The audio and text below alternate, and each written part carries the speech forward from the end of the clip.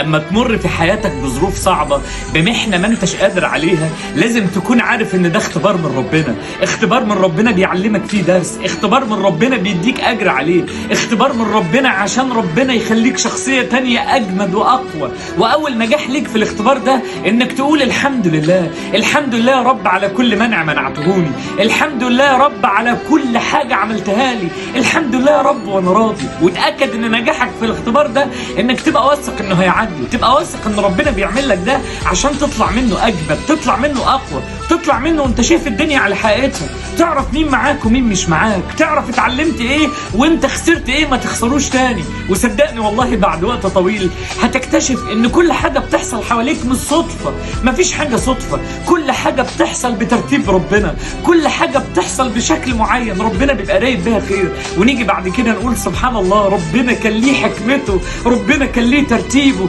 ربنا جاب لنا المحنة دي عشان يدينا. فما تزعلش، ما تخافش، ما تفتكرش ان دي نهاية الدنيا. لو كانت نهاية الدنيا كانت هتبقى نهاية الدنيا لكل الناس اللي حواليك. لو كانت نهاية المطاف كان كله ودع الدنيا من زمان. كل اللي حواليك دول عدوا من منح، عدوا من مشاكل، عدوا من ضغوط. بدأوا الضغوط بالحمد لله يا رب على كل منع، وفي الآخر الحمد لله وهم بيشكروا ربنا على عطاء اللي ما كانوش متخيلينه.